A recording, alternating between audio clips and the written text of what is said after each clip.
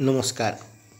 সম্প্রতি ইসকনের সন্ন্যাসী চিন্ময় কৃষ্ণ দাসকে বাংলাদেশ সরকার মিথ্যা অজুহাতে গ্রেপ্তার করেছে।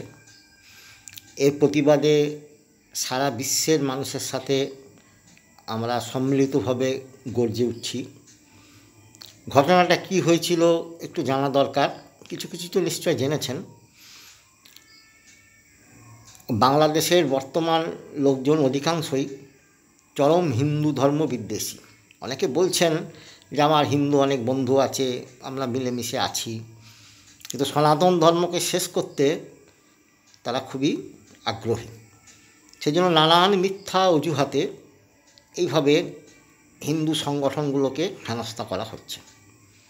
এর আগে আমরা শুনেছি যে রামকৃষ্ণ মিশনের বরিষ্ঠ পদাধিকারীকে হুমকি চিঠি দিয়েছিল সন্ত্রাসবাদী গোষ্ঠী। তিনি বাংলাদেশে ঢাকা থেকে চলে এসেছিলেন, এদেশে আসতে বাধ্য হয়েছিলেন। তো খবরে প্রকাশ চিন্ময় দাস একটা সভা করেছিল, তিনি খুব জনপ্রিয় ওখানে।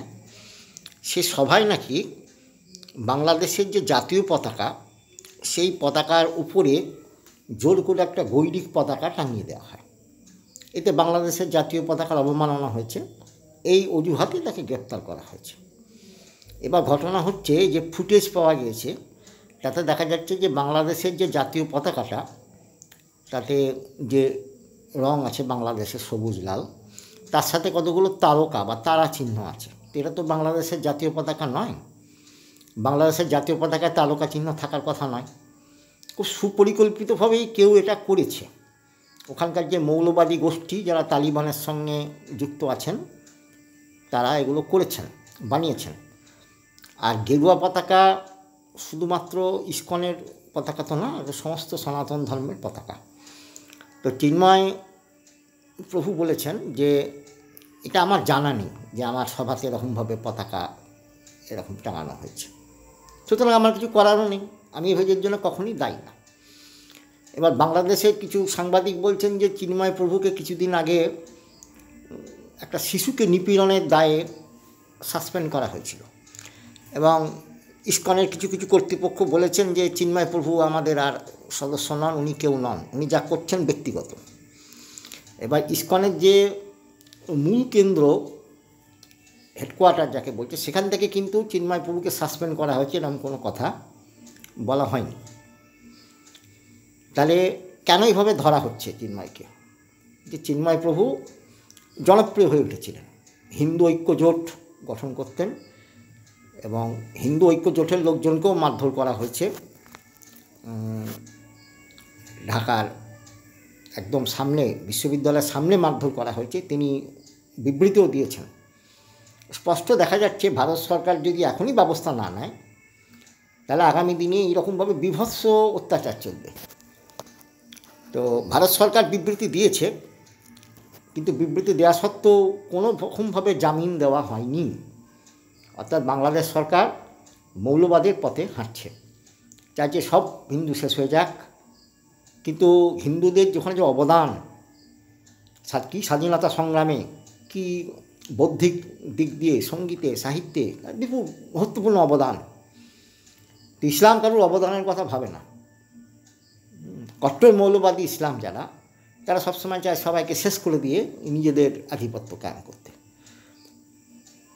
তো এই জন্য আমাদের খুব সতর্ক হয়ে আরও লড়াই করতে হবে। বেশ কিছু সভা সমিতি হচ্ছে, আরও হবে সভা সমিতিগুলো, এগুলো হোক, মানুষ আরও সচেতন হোক, এবং ভারত সরকারের তরফ থেকে কিছু আক্রমণাত্মক ব্যাপার স্যাপার করা হোক, কিছু পণ্য আমদানি রপ্তানিতে নিষেধাজ্ঞা করা হোক, ভিসা বন্ধ করে দেওয়া হোক বাংলাদেশিদের, করে ক্ষোভ প্রকাশ করা হোক। কারণ স্পষ্টই বোঝা যাচ্ছে এখন প্রতিটা সংস্থারই কিছু দোষ ত্রুটি থাকে। আমি বলছি না যে ইসকনের বা চিন্ময় প্রভুর কোনো দোষ ত্রুটি নেই, কিছু কার্যকলাপ থাকতে পারে। তো সে ইসকন 8-9টা দেশে নিষিদ্ধ, বাংলাদেশ সরকারের একটা মুখপাত্র জানাচ্ছে। কিন্তু এরা ভেবে দেখছে না যে ইসলামকে তারা গ্রহণ করেছে, যে তারা কোন কোন দেশে নিষিদ্ধ, এরা যদি ধরতে চায়, তাহলে ইসলাম নিষিদ্ধ এই দেশের সংখ্যা আরও বেশি। ইসকন 8-9টা দেশে নিষিদ্ধ ঘটনা, কিন্তু ইসকন নিষিদ্ধ এমন দেশের সংখ্যা অনেক বেশি। কোনো দেশে কেউ নিষিদ্ধ হলেই সেটা সম্পূর্ণভাবে খারাপ হয়ে যায় না, এ তাদের ব্যাপার, নিষেধ করেছে, কিন্তু কোনো খারাপ কাজের কোনো চিহ্ন তাদের বিরুদ্ধে, ইসকনের বিরুদ্ধে নেই সেরকম। টুকটাক থাকতেই পারে, যেমন অন্যান্য দেবদেবীকে অবমাননা করা, কৃষ্ণকে অতিরিক্ত বড় করা, কৃষ্ণ ছাড়া কারুর প্রসাদ খাবো না, কারুর হাতে ছোঁয়া খাবো না, এরকম কিছু কিছু বলে থাকেন ইসকনের প্রেমিকরা। অবশ্যই সেটা ভুল, এটা দেশ বিরোধী, জাতীয়তা বিরোধী, হিন্দু ঐক্য বিরোধী, কিন্তু তবুও তারা সনাতন ধর্ম কিছুটা হলেও তুলে ধরে। সেই জন্য আমরা ইসকনের পক্ষ নিয়ে সকল সনাতনী ভাই বোনদের আহ্বান জানাচ্ছি, আপনারা প্রতিবাদ আন্দোলনে সামিল হন।